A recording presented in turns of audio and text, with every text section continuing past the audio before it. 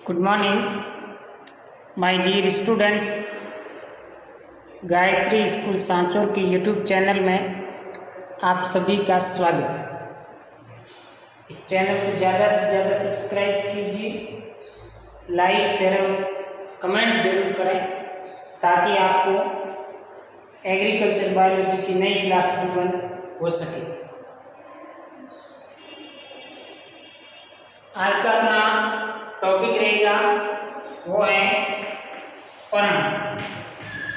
पर्ण की बाएं आकार की संरचना और उसमें होने वाले चेंजेस या रूपांतरण के बारे में अध्ययन करेंगे। पर्ण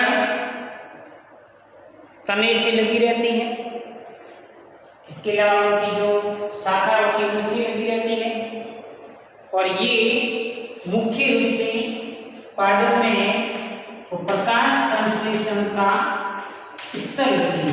प्रकाश संश्लेषण का काम पादपों में है वो पर्ण के द्वारा होता है। तो एक बीजपत्री पादप और द्विबीजपत्री पादपों में है वो पर्ण में अलग अलग पाई जाती है और पतियों में पाए जाते हैं रंध्र। क्या पाए जाते हैं? रंध्र या स्टोमेन, जिसके माध्यम से वाष्पोत्सर्जन ट्रांसपीरेशन और गैसों के विनिमय का काम भी पादपों में संपादित होता है।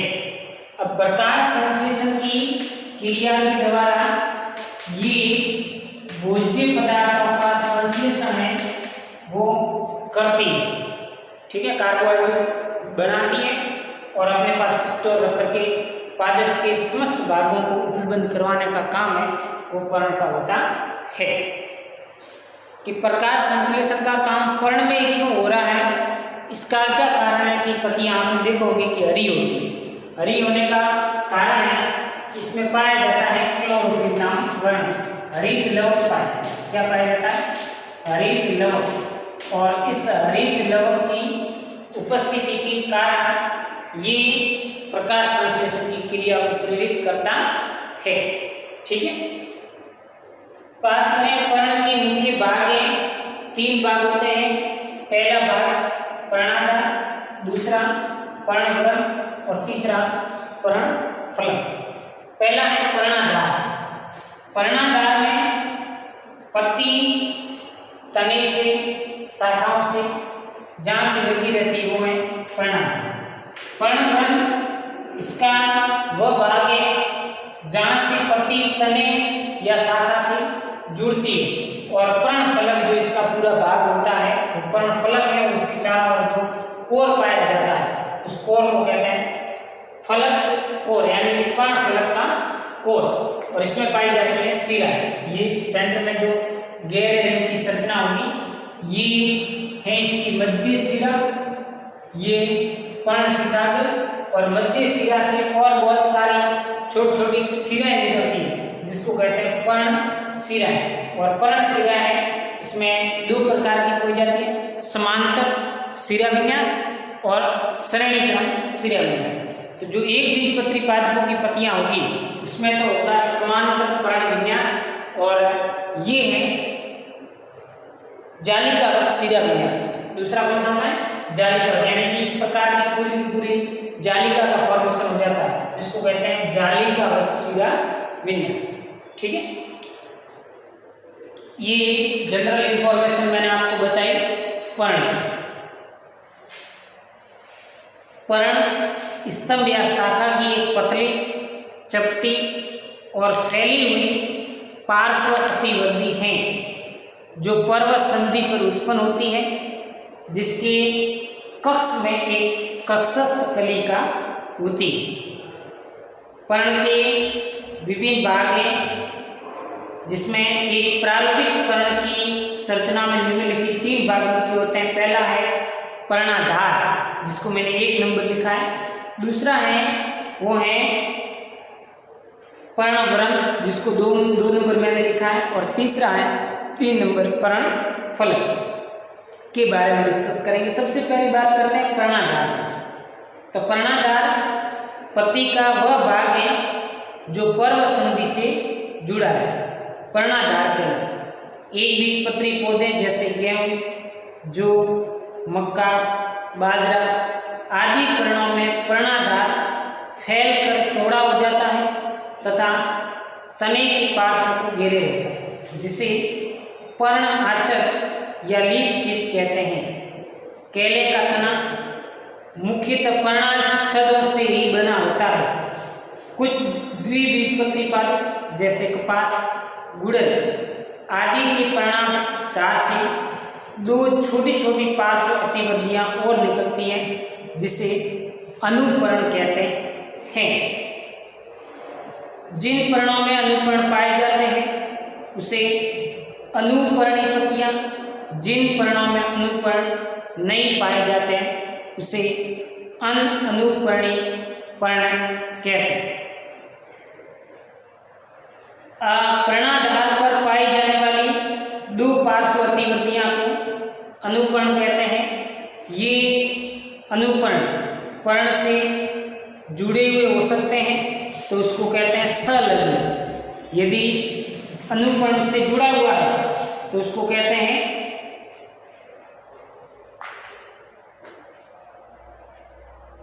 संलग्न।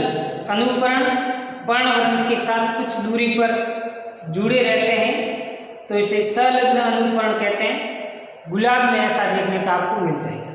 दूसरा है अलग्न पार्श्व अनुपर्ण। ये छोटे, संकरे, पतली और हरी संरचना होती है। गुड़हल कपास में ये आपको अनुपर्णी पर्णे देखने को मिल जाएगी। पर्णे अनुपर्ण बड़े, चौड़े, पर्ण सदस्य होते हैं, ऐसा आपको जंगली मटर में देखने को मिलता है। सल्की ये पर्णहरी रहित छोटे शुष्क झिल्ली सदस्य अनुपर्ण को सल्की अनुपर्ण कहते हैं। डेस्मोडियम में सल्की अनुपर्ण पाई जाती है। परतानी अनुपर्ण, इसमें अनुपर्ण है वो पतले हरे धागे सदृश स्प्रिंग नुमा संरचना में परिवर्तित हो जाता है तो इसको कहते हैं परतानी अनुपर्ण। स्माइल एक्स में ये संरचना देखने को मिलती है। दूसरा जो भाग है इसका वो है पर्णग्रंथ। पर्ण का दूसरा भाग पर्णग्रंथ।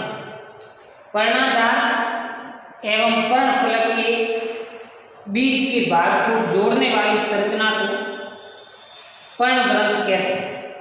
पर्णग्रंथ फलक को तने या शाखाओं से पृथक रखता है जिससे इसे आसानी से प्रकाश प्राप्त हो सके।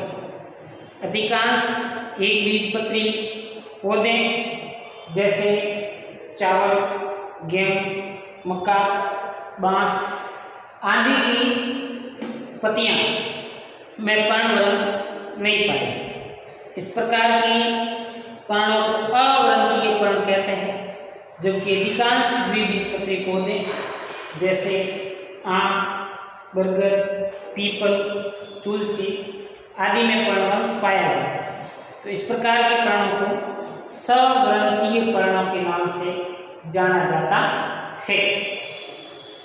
पर्णग्रंथ के रूपांतरण मटर या नींबू में पर्णग्रंथ के दोनों तरफ पार्श्व में दो पंख सदृश अतिवर्धियां मिलती हैं। ऐसे पर्णग्रंथ को सपक्ष कहते हैं। जल सतह पर तैरने वाले कुछ जलीय पौधे जैसे कि जलकुंभी में पर्णग्रंथ फूला हुआ गोलाकार और स्पंजी हो जाता है। इनमें अनेक वायु प्रकोष्ठ पाए जाते हैं जिससे जल सतह पर तैरते रहते हैं। ऐसे पर्णग्रंथ को फ्लोटेड पर्णग्रंथ कहते हैं।